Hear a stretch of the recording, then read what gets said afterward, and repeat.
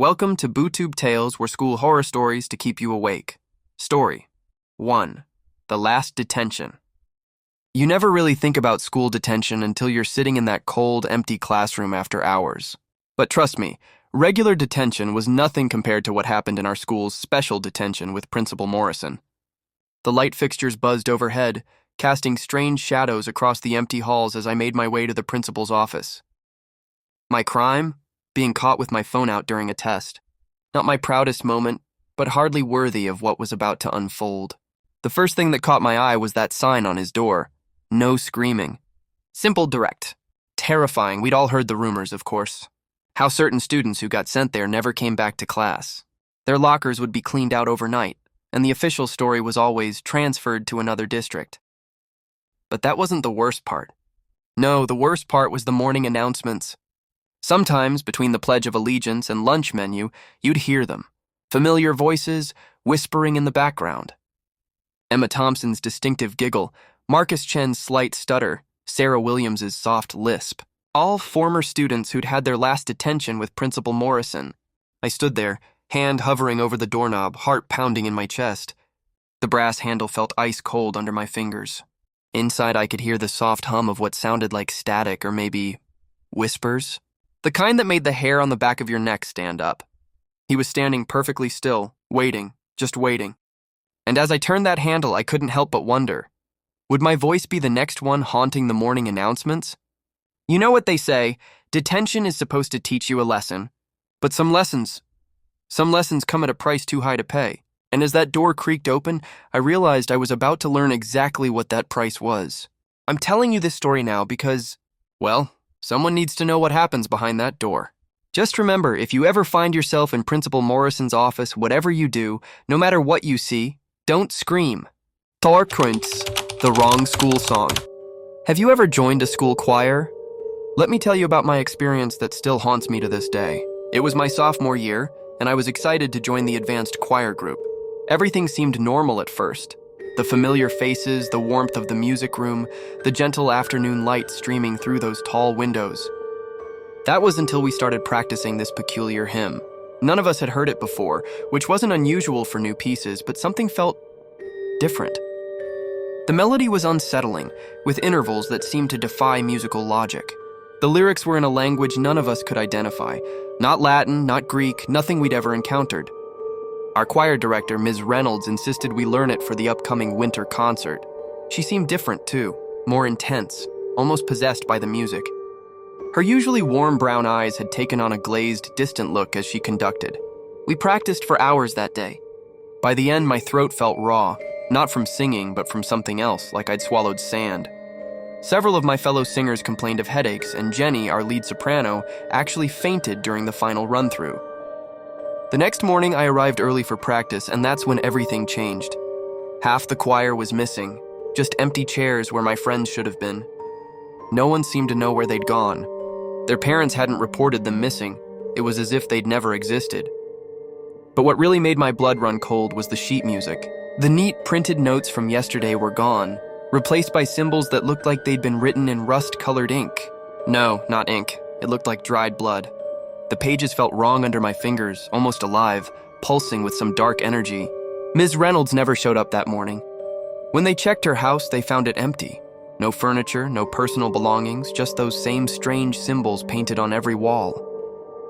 The hymn was never found in any musical archive, and to this day, none of us who remained can remember how it went. Sometimes, late at night, I think I catch myself humming a tune I don't recognize. But I always stop myself before it forms completely. Because deep down, I know.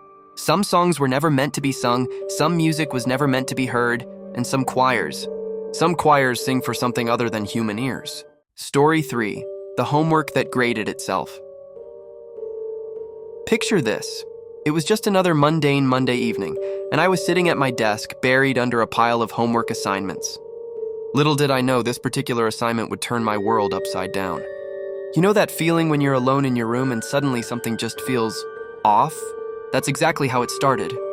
The air got heavy, and the shadows in my room seemed to stretch a bit longer than they should. I was working on what seemed like a normal set of math problems. Nothing special, just your typical algebraic equations and word problems. I remember taking a quick break to grab a snack, leaving my unfinished homework on the desk.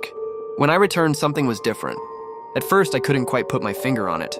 Then I saw it, red marks on my paper. But I hadn't used any red pen. In fact, I didn't even own one.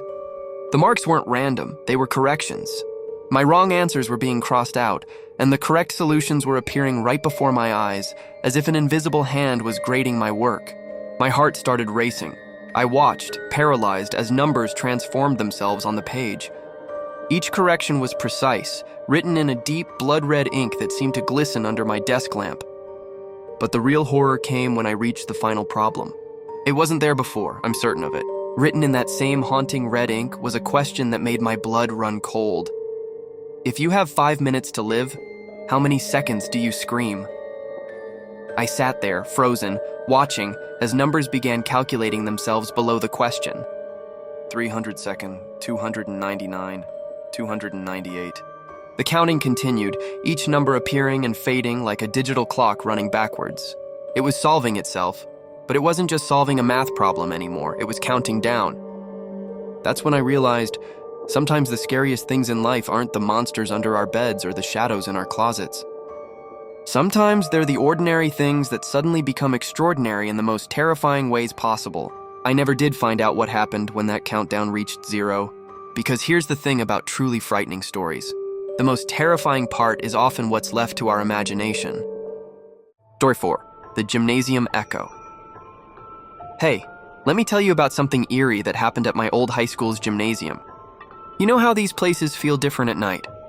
Well, this story still gives me chills every time I think about it.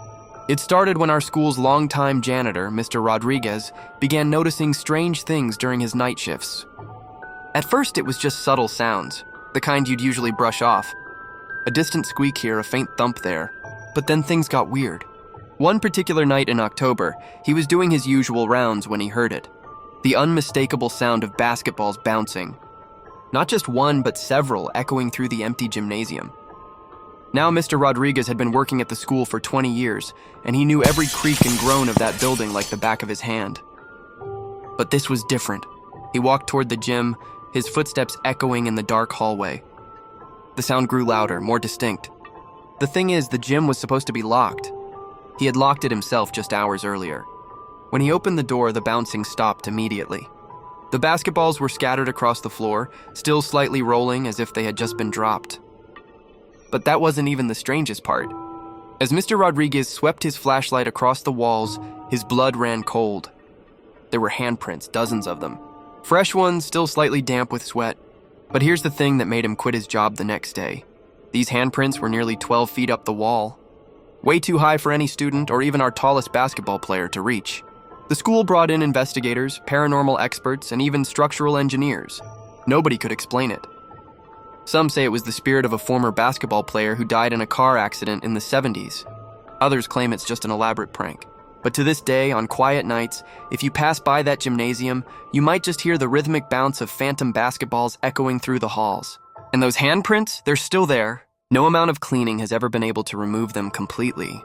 They fade, but they always come back, like ghostly reminders of that inexplicable night. Thank you for watching. For more horror stories, why don't you subscribe to BooTube Tales?